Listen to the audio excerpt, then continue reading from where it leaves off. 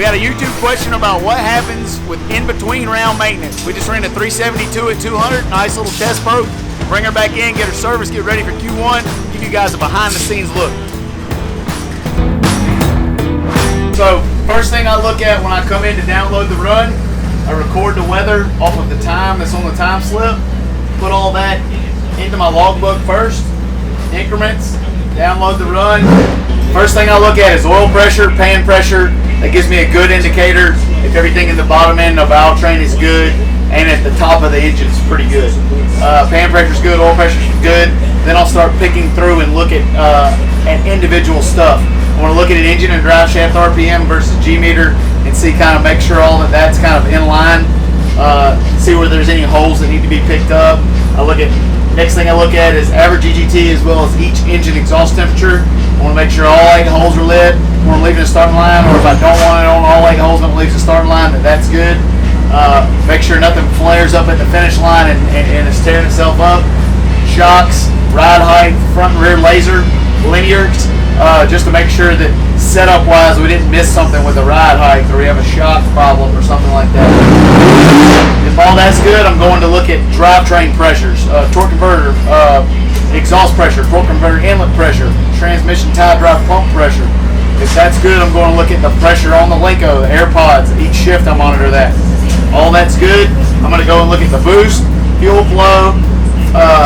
All of that is good. I'm going to scroll through all my kind of redundant channels that everybody misses. I want to look at brake pressure and make sure the line lock's not keeping brake pressure on there. Look at my CO2 bottle air pressure, lockup pressure, cylinder head temperature. I chart cylinder head temperature starting line, a certain RPM in each gear, finish line. Then we're going to roll through the MSD channels, make sure we don't have a red line. Make sure we're not getting the launch wire again on the MSD. If everything looks good there, then I'm going to start overlaying it to another run and trying to figure out how to make it faster. That's all that needs to take about 1.5 to 2 minutes. By that time, the guys have washed the spark plugs, they brought them to me, set them in the rack. I'm going to look at individual spark plug, timing, fuel, figure out if we're leaning on the engine hard enough, if we're not leaning on the engine, and then we got to get some ET out of this pig.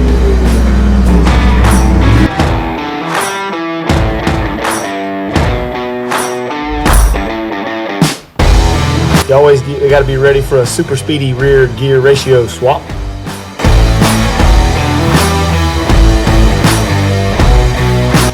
Screw blowers and lockup transmissions cause a lot of carnage. You got to change out a universal joint before the next round.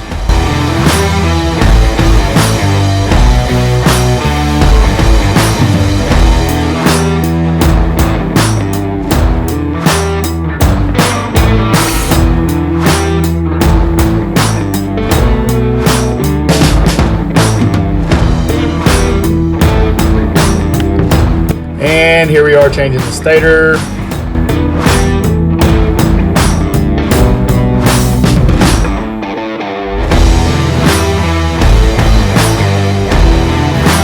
A lot of times we'll change compression on the engine at the race, thinner or thicker head gasket. When we do that, most of the time we'll knock the rack out of it, take a look at the pistons, take a look at the rings, make sure we're not beating on it too hard. Should be able to pull into the pits, knock the rack out of this thing, and knock a rack in it in about 30 minutes. That's kind of hoping it as quick as we can get it done.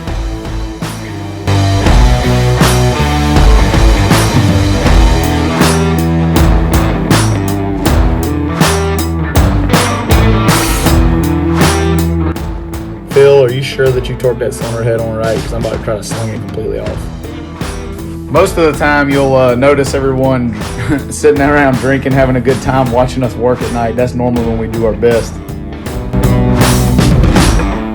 It never fails. When I have the whole car apart, there's going to be somebody sneaking around trying to get some speed seekers. You see the sneaky old Haney trying to go in there. Just because he's 3 foot tall, he thinks he can sneak in and nobody watching.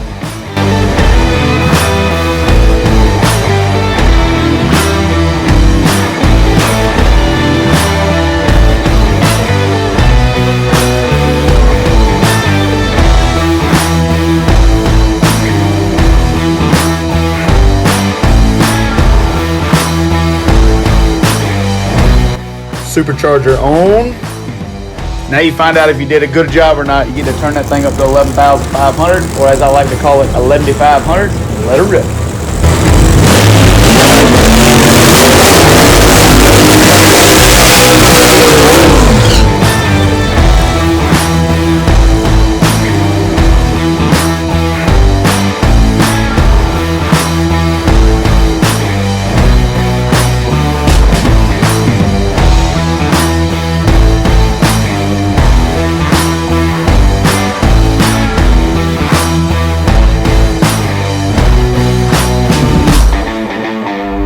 A huge thank you for all of you for helping us reach our 10,000 subscriber mark on our YouTube channel.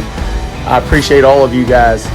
Please click on the like, subscribe, and the bell icon if you like what you see. You'll be notified immediately as we release new videos. Visit StevieFast.com for our 2019 brand new NHRA shirt, as well as our reproduced 2016 highly sought after Shadow 2.0 shirt. All of our other apparel's there. Appreciate you guys' support. Thank you very much.